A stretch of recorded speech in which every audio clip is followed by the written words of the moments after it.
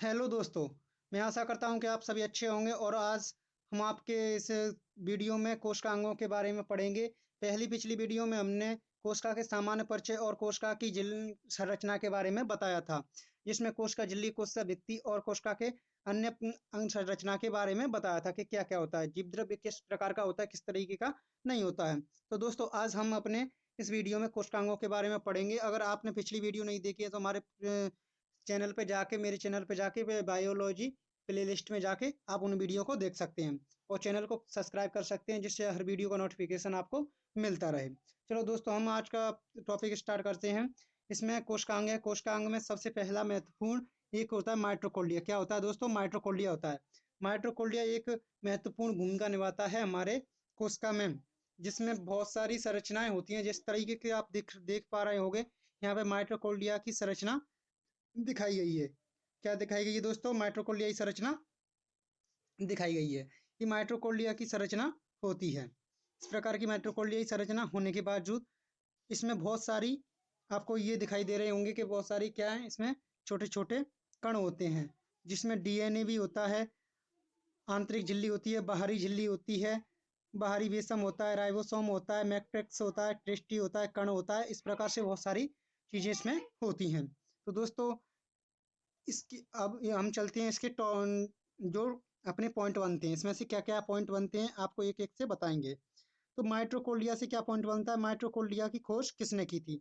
ये पॉइंट बनता है, माइटोकॉन्ड्रिया की खोज किसने की थी? तो माइटोकॉन्ड्रिया की खोज अल्टमान द्वारा की गई थी। किसके द्वारा की गई थी? अल्टमान के द्वारा की गई थी। तथा इसको माइटोकॉन्ड्रिया नाम किसने दिया था? बेंडा ने दिया था। किसने दिया था? सी वेल्डा ने दिया था। तो माइटोकॉन्ड्रिया की खोज किसने की थी? माइटोकॉन्ड्रिया की खोज किसने की थी? अल्टमान ने की थी। और इसको नाम किसने दिया था? बेंडा ने दिया था। इस प्रकार से दूसरा पॉइंट है, इसमें यह दिहोरी युक्त कोशिका दोहरी झिल्ली युक्त कोशिकांग है। कैसा है? इसमें दो झिल्ली पाई जाती हैं। इस अंग में कैसी झिल्ली पाई जाती है? दो झिल्ली पाई जाती हैं। इसी प्रकार से अगला पॉइंट है अपना, अगला पॉइंट है क्या है? माइटोकॉन्ड्रिया की आंतरिक संरचना। माइटोकॉन्ड्रिया की आंतरिक संरचना झिल्ली पर अनेक प्रद्रव्य होते हैं, जिन्हें हम क्या कहते हैं? क्रस्टी कहते हैं। क्रस्टी कहते हैं। क्या कहते हैं इनको? क्रस्टी कहते हैं। क्रस्टी की सतह पर एफ कण या ऑक्सीसोम पाए जाते हैं। क्या पाए जाते हैं? एफ कण या ऑक्सीसोम पाए जाते हैं। ऑक्सीसोम या एफ कण पाए जाते हैं, जिनमें एटीपी सिंथेसिस एंजाइम पाया जाता है, जिससे हमें खाद्य पदार्थों के ऑक्सीकरण से ऊर्जा प्राप्त होती है। क्या होती है? खाद्य पदार्थों के ऑक्सीकरण से ऊर्जा प्राप्त होती है। अतः इसी कोशिका अंग को सत्याग्रह या बिजली घर या पावर हाउस के नाम से जाना जाते हैं। ये क्वेश्चन कई बार भी पूछा गया है कि पावर हाउस क्या किसे कहा जाता है? कोशिका का पावर हाउस हम माइटोकॉन्ड्रिया को कहते हैं। तो इसी प्रकार से अगला दोस्तों, अगला है लवक। लवक अगला अंग क्या आता है? लवक आता है। लवक प्लीस्टेड बोलते हैं। लवक को क्या बोलते हैं? प्लीस्टेड बोलते हैं। यह केवल पादप कोशिका में पाए जाते हैं। जो लवक होते हैं केवल किस में पाए जाते हैं? पादप कोशिका में पाए जाते हैं, जिसमें माइटोकॉन्ड्रिया की तरह इसमें भी जो दोहरी झिल्ली युक्त कोशिकांग होता है। ये कैसा अंग होता है? ये भी दोहरी झिल्ली युक्त कोशिकांग होता है। लवक तीन प्रकार के होते हैं। लवक कितने प्रकार के होते हैं दोस्तों? तीन प्रकार के होते हैं। नंबर एक में आता है अवर्णीय लवक। क्या आता है? अवर्णीय लवक आता है। अवर्णीय लवक को हम ल्यूकोप्लास्ट के नाम से जानते हैं। अवर्णीय लवक को किसके नाम से जानते हैं? ल्यूकोप्लास्ट के नाम से जानते हैं। इनका कोई रंग नहीं होता है। यह पादप के उन भागों में पाए जाते हैं। किस भाग में पाए जाते हैं? उन भागों में पाए जाते हैं जहां पर, यानी जो प्रकाश से वंचित होते हैं। किससे होते हैं? प्रकाश से वंचित होते हैं। जैसे भूमिगत जड़ें, जड़ों में प्रकाश नहीं पहुंच पाता है। तना है, प्रकाश का कोई काम नहीं होता है। यह भोजन का क्या कार्य करते हैं? भोजन का संग्रह करते हैं। क्या करते हैं दोस्तों? भोजन का संग्रहण करते हैं। जिनमें ल्यूकोप्लास्ट क्या होते हैं? जो भोजन का संग्रहण करते हैं। तो एक क्वेश्चन बनता है कि पादपों में भोजन का संग्रहण कहाँ पे होता है? तो कहाँ पे होता है दोस्तों? जड़ में होता है। वर्णीय लवक, दूसरा नंबर क्या आता है? वर्णीय लवक। वर्णीय लवक को हम क्रोमोप्लास्ट बोलते हैं। क्या बोलते हैं? क्रोमोप्लास्ट। रंग को वैसे हम क्या बोलते हैं? वर्ण बोलते हैं, इसलिए वर्णीय लवक हो जाते हैं। और ये अवर्णीय लवक हो जाते हैं, जिनमें कोई रंग नहीं होता है। और जिनमें रंग होता है तो इनको क्या बोलते हैं? हम क्रोमोप्लास्ट बोलते हैं। ये रंगीन होते हैं। कैसे होते हैं दोस्तों? रंगीन होते हैं। जो लाल पीले रंग, ये लाल पीले नारंगी रंग के हो सकते हैं। इस प्रकार से दोस्तों, इस प्रकार से तीसरा होता है लवक। कौन सा? तीसरा लवक कौन सा होता है दोस्तों? तीसरा लवक होता है दोस्तों, तीसरे लवक में क्या होगा दोस्तों? तीसरे लवक में हो जाएगा अपना हरित लवक। क्या आ जाएगा? हरित लवक। हरित लवक को हम क्लोरोप्लास्ट के नाम से जानते हैं। किसके नाम से जानते हैं? क्लोरोप्लास्ट के नाम से जानते हैं। इनमें पर्णहरित क्लोरोफिल यानी पर्णहरित क्या पाई जाती है? क्लोरोफिल पाई जाती है, तथा जिसकी उपस्थिति में हरे पादप प्रकाश संश्लेषण की क्रिया करते हैं। तो क्लोरोफिल की उपस्थिति में तो हरे पादप क्या करते हैं? प्रकाश संश्लेषण की क्रिया करते हैं। अतः हरित लवक को पादप कोशिका का रसोई घर भी कहा जाता है। ये ध्यान रखने वाली बात है कि रसोई घर किसे कहा जाता है? तो हरित लवक को कहा जाता है, क्योंकि जब खाना तैयार कहाँ पर होता है? रसोई घर में होता है। रसोई घर तो हमारा पत्तियों में खाना तैयार होता है। पर्णहरित में मैग्नीशियम धातु पाई जाती है। पर्णहरित में क्या पाई जाती है? मैग्नीशियम धातु पाई जाती है। मैग्नीशियम धातु के कारण ही इसमें हरी भरी रहती हैं पत्तियां। अगर इनकी कमी होने के कारण पत्तियां कैसी पड़ जाती हैं? पीली पड़ जाती हैं। ये कई बार क्वेश्चन भी पूछा जा चुका है कि पत्तियां पीली क्यों पड़ जाती हैं? क्योंकि मैग्नीशियम की कमी के कारण पड़ जाती हैं। इस प्रकार की दोस्तों पत्ती की संरचना होती है, जिसमें बाहरी झिल्ली ग्रेनेम और अवकाश का आंतरिक झिल्ली इंटरग्रेनेस और ग्रेनिम और पीठिका और थाइलेडोकोड पाया जाता है। क्या पाया जाता है? थाइलेडोकोड पाया जाता है। इस प्रकार से जिसमें अलग इस पत्ती की संरचना में बहुत सारी संरचनाएं होती हैं जो उसको एक व्यवस्थित कार्य की तरह कार्य करने के लिए एक्सरसाइज करती हैं। तो दोस्तों इस प्रकार से हम समझते हुए आगे बढ़ते हैं कि माइट्रोकोल्डिया और हरितलवक में डीएनए पाया जाता है। किसमें पाया जाता है? माइट्रोकोल्डिया और हरितलवक में डीएनए पाया जाता है। अतः इन्हें अर्ध स्वायत्तता अंग भी कहते हैं। क्या कहते हैं? अर्ध स्वायत्तता अंग भी कहते हैं। तो दोस्तों इस प्रकार से हम आगे बढ़ते हुए अगले पार्ट की तरफ जब अगला है सर लाइसोसोम। अगला अंग क्या है? लाइसोसोम। लाइसोसोम एक ऐसा है जिसकी खोज किसने की थी? पहला पॉइंट क्या था? इसकी खोज किसने की थी? डी डेवी ने की थी। किसने की थी? डी डेवी ने की थी। इसमें जल अपघटनी पाचक एंजाइम पाए जाते हैं। कैसे पाए एंजाइम पाए जाते हैं? जो जल को अपघटित कर सकते हैं। कोशिका अब ये क्वेश्चन अलग से बनता है, कोशिका की आत्महत्या थैली या सुसाइड पाउच या सुसाइड बैग किसे कहा जाता है? तो आत्महत्या की थैली किसे कहा जाता है? लाइसोसोम को कहा जाता है। यह अंतःकोशिकीय द्रव पदार्थों को पाचित कर कोशिका को साफ करता है। क्या करता है? इसका कार्य क्या है? अंतःकोशीय पदार्थों को, जो कोशिका के अंदर पदार्थ होते हैं, उसको पचाकर पाचित कर कोशिका को साफ करता है। क्या करता है? साफ करता है। जीवाणु और विषाणु से रक्षा करता है। क्या करता है? जीवाणु और विषाणु से रक्षा कौन करता है? लाइसोसोम करता है। ये इसमें दिया गया एक अगला पॉइंट क्या है दोस्तों कि इसमें दिया गया है कि श्वेत रुधिर कणिकाएं यानी डब्ल्यूबीसी में लाइसोसोम की संख्या सर्वाधिक होती है। श्वेत रुधिर कणिकाएं यानी डब्ल्यूबीसी में लाइसोसोम की संख्या सर्वाधिक होती है। अब दूसरा क्या है दोस्तों? गोल्जी का है। दूसरा अंक क्या आता है? गोल्जी का है। यानी नंबर कुछ सा भी हो लेकिन हम दूसरा बोल रहे हैं तो गोल्जी का है। अगले पे क्या आता है? गोल्जी का है। गोल्जी यानी गोल्जी कॉम्प्लेक्स बोला जाता है। यह कोशिका का मुख्य स्त्रावी अंग होता है। क्या होता है? कोशिका का मुख्य स्त्रावी अंग होता है। इसकी खोज किसने की थी? किसने की थी? कैमिलो ने की थी। इसकी खोज किसने की थी दोस्तों? कैमिलो ने की थी। इसकी खोज कैमिलो द्वारा। तो दोस्तों गोल्जी की खोज किसने की थी? कैमिलो ने की थी। गोल्जी कैमिलो ने की थी। तो दोस्तों इस प्रकार से गोल्जी की खोज किसने की थी? कैमिलो ने की थी। कैमिलो द्वारा इसकी खोज की गई थी, जिसका नाम भी क्या था? गोल्जी था। इसलिए इसका नाम क्या पड़ गया? गोल्जी पड़ गया था। इस अंग का नाम क्या पड़ गया था? गोल्जी पड़ गया था। इसे कोशिका का आयात प्रबंधक यानी ट्रैफिक पुलिसमैन के नाम से जाना जाता है। गोल्जी को किसके नाम से जाना जाता है? तो आयात प्रबंधक यानी ट्रैफिक पुलिस के नाम से जाना जाता है। ये क्वेश्चन बहुत याद रखने के लिए है कि रसोई घर किसे कहा जाता है, पावर हाउस किसे कहा जाता है और यातायात का प्रबंधक या पुलिसमैन किसे कहा जाता है? तो पुलिसमैन कहा जाता है अपने गोल्जी को।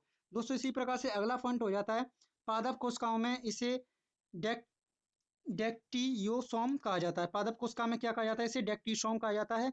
पादप कोशिका में से डेक्टियोसोम के नाम से भी जान जाते हैं। किसको? गोल्जी को। दूसरा पॉइंट क्या बनता है दोस्तों? अगला पॉइंट है यह शुक्राणु निर्माण के दौरान एक्रोसोम का निर्माण करता है। जब शुक्राणु का निर्माण होता है तब इसमें क्या होता है कि ये गोल्जी एक्रोसोम का निर्माण करता है। इस प्रकार से दोस्तों अगला कोशिकांग है राइबोसोम। क्या होता है? राइबोसोम। अगला कोशिकांग क्या होता है दोस्तों? राइबोसोम होता है। राइबोसोम यह कोशिका का झिल्ली रहित, ये झिल्ली, इसमें झिल्ली नहीं पाई जाती, सबसे छोटा कोशिका अंग होता है। राइबोसोम क्या होता है? सबसे छोटा कोशिका अंग होता है जो प्रोटीन का संश्लेषण करता है। यानी ये कोशिका में झिल्ली नहीं पाई जाती। उन दोनों में झिल्ली लवक में और तो माइटोकॉन्ड्रिया में दोहरी झिल्ली युक्त कोशिकांग पाया जाता था, और इसमें गोल्जिका में उस प्रकार का रहित को झिल्ली पाई जाती थी, लेकिन इसमें कोई झिल्ली नहीं होती, इसमें कोई झिल्ली नहीं होती। इसकी खोज पैलेड ने की। किसने की थी? पैलेड ने की। पैलेड ने की थी। किसने की थी? पैलेड ने की थी। इसकी खोज किसने की थी? पैलेड ने की थी। राइबोसोम स्वतंत्र या गुच्छों के रूप में रहते हैं। ये स्वतंत्र भी रह सकते हैं और गुच्छों के रूप में भी रह सकते हैं। ये दोनों प्रकार से रह सकते हैं। तो दोस्तों, इस प्रकार से जो गुच्छ यानी जो गुच्छों के रूप में रहते हैं, उन उन्हें पॉलीसोम कहते हैं। उन जो गुच्छों के रूप में रहते हैं, जैसे गुच्छे के रूप में, ये छोटे छोटे गुच्छे के रूप में रहते हैं, उनको क्या कहते हैं? पॉलीसोम कहते हैं। और जो स्वतंत्र रूप से रहते हैं, उनको प्रोटीन जो पॉलीसोम किसको कहा जाता है? गुच्छों के रूप में रहने वाले को पॉलीसोम कहा जाता है। ठीक है दोस्तों, यह प्रोटीन का क्या करते हैं? संश्लेषण करते हैं। जैसे हमने हमें अव्याल बताया था, प्रोटीन का संश्लेषण करते हैं। आरएनए के बने होते हैं। किसके बने होते हैं दोस्तों? ये आरएनए के बने होते हैं। इनको आरएनए के बने होते हैं। कोशिका यह कोशिका में प्रोटीन संश्लेषण का कार्य करते हैं। क्या करते हैं? कोशिका में प्रोटीन संश्लेषण का कार्य करते हैं, जो पहले हमने बता दिया गया था। अगला इसमें अतः क्या दिया गया? इसमें अतः इसे कोशिका की प्रोटीन फैक्ट्री भी कहा जाता है। यानी इसको क्या कहा जाता है? कोशिका की प्रोटीन फैक्ट्री भी कहा जाता है। इसे कोशिका का इंजन भी कहा जाता है। क्या कहा जाता है? इंजन भी कहा जाता है। जिस प्रकार से कोशिकाएं इंजन भी होती हैं, उस प्रकार से कोश जैसे हमारे शरीर में इंजन का कार्य करते हैं, या फिर जिसमें गाड़ियों में इंजन होता है, इस प्रकार से इसको भी कोशिका का क्या कहा जाता है? इंजन कहा जाता है। छोटा होने के बावजूद भी एक बड़ा छोटा होने के बाद भी ये बहुत अच्छा कार्य करता है हमारे लिए। तो अगला क्या है? अगला क्या हो जाता है दोस्तों? अगला हो जाता है हमारा अंतःप्रद्रवीय जालिकाएं। क्या हो जाती है? अंतःप्रद्रवीय जालिकाएं। क्या हो जाता है? अंतःप्रद्रवीय जालिकाएं। तो देखो दोस्तों, अंतःप्रद्रवीय जालिका में यह पहला पॉइंट दिया गया है।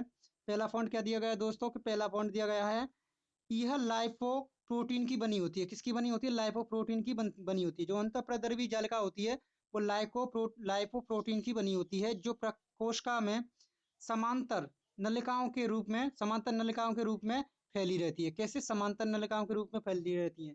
समांतर यानी एक जैसी संरचना होती है। इनकी कैसी संरचना होती है? एक जैसी संरचना होती है, जो फैली रहती है। तो दोस्तों, इस प्रकार से अंतःप्रद्रवीय जालिका होती है कि जिसमें लाइपोप्रोटीन की बनी होती है। किसकी बनी होती है दोस्तों? लाइपोप्रोटीन की बनी होती है, और समांतर फैली रहती है। चिकनी अंतः प्रद्रवी जालिका में राइबोसोम चिकनी अंतः प्रद्रवी जालिका में राइबोसोम नहीं पाए जाते। चिकनी होती है जो जिसकी सतह प्रद्रवी जालिका की जो सतह है ना, चिकनी होती है, उसमें राइबोसोम नहीं पाए जाते। लेकिन दोस्तों, जो चिकनी नहीं होती उसमें राइबोसोम की संख्या पाई जाती है। तथा इसमें ये पॉइंट दिया हुआ है, यह वसा संश्लेषण में सहायक होती है। किसमें सहायक होती है? वसा संश्लेषण में सहायक होती है। तो वसा का संश्लेषण कौन करती है? अंतःप्रद्रवी जालिका करती है। और प्रोटीन का संश्लेषण कौन करती है? प्रोटीन का संश्लेषण करती है अपनी राइबोसोम करता है। ठीक है दोस्तों, तथा यह खुदरी अंतःप्रद्रवी जालिका में राइबोसोम पाए जाते हैं। ये पहले ही बता दिया हमने कि खुदरी होती है, उसमें चिकनी में नहीं पाए जाते, लेकिन जो खुदरी प्रद्रवी जालिकाएं होती है, उसमें राइबोसोम की संख्या पाई जाती है, तथा यह प्रोटीन संश्लेषण में सहायक होते हैं। तो वो प्रोटीन संश्लेषण कार्य करते हैं, लेकिन ये क्या करते हैं? प्रोटीन संश्लेषण में सहायक होते हैं, राइबोसोम। ओके दोस्तों, इसी प्रकार से अगला है सर, अगला क्या है अपना कोशिकांग? तारका। क्या है दोस्तों? तारका। तारका यह केवल जंतु कोशिका में पाया जाता है। अब देखो, उसमें कोशिका भित्ति केवल पादप कोशिका में ही पाई जाती थी, लेकिन इसमें भी तो ऐसा होगा कि जंतु कोशिका में तो कुछ अलग होना चाहिए। तो जंतु कोशिका में क्या पाया जाता है? कोशिकांग। जो कोशिकांग कौन सा? तारका केवल जंतु कोशिका में ही पाया जाता है। इसकी खोज किसने की थी? इसकी खोज बावेरी ने की थी। किसने की थी दोस्तों? बावेरी ने इसकी खोज की थी। किसकी? तारकाई की खोज किसने की थी? बावेरी ने की थी। बावेरी ने किसकी खोज की थी? तारकाई की खोज की थी। इनमें पाई जाने वाले अति सूक्ष्म संरचनाएं इसमें पाई जाने वाली अति सूक्ष्म संरचनाएं क्या कहलाती हैं? सेंट्रोल कहलाती हैं। क्या कहलाती हैं दोस्तों? सेंट्रोल कहलाती हैं। सेंट्रोल कहलाती हैं। सेंट्रोल कहलाती हैं। अति सूक्ष्म जो संरचनाएं होती है, उसमें क्या कहलाती हैं? सेंट्रोल कहलाती हैं। तथा इसकी खोज किसने की थी? बावरी ने की थी। यह केवल जंतु कोशिका में पाए जाने वाला कोशिकांग होता है। इस प्रकार से अगला है दोस्तों, अगला क्या है? कोशिका विभाजन के समय यह तुर्क तंतु तुर्क तंतु तुर्कु तंतु क्या दोस्तों? कोशिका विभाजन के समय तुर्क तंतु बनता है। क्या बनाता है? तुर्क तंतु बनाता है। अतः यह जंतु कोशिका में विभाजन में मदद करता है। त्वरक तंतु बनाता है और कोशिका में विभाजन में मदद करता है। तो दोस्तों आज आई होप यू कि आपको ये वीडियो समझ में आई होगी और आशा करता हूँ कि आप मेरे चैनल को सब्सक्राइब करेंगे जिससे और लाइक करेंगे। लाइक आपका हमारे लिए मोटिवेशन का काम करता है। तो दोस्तों आपका लाइक हमारे लिए बहुत ज़रूरी हो जाता है और कमेंट एक फीडबैक देता है कि हमारी वीडियो में क्या गलतियाँ हो रही हैं जो आप बता सकते हो। थैंक यू दोस्तों आपको मेरी वीडियो देखने के लिए। थैंक यू दोस्तों।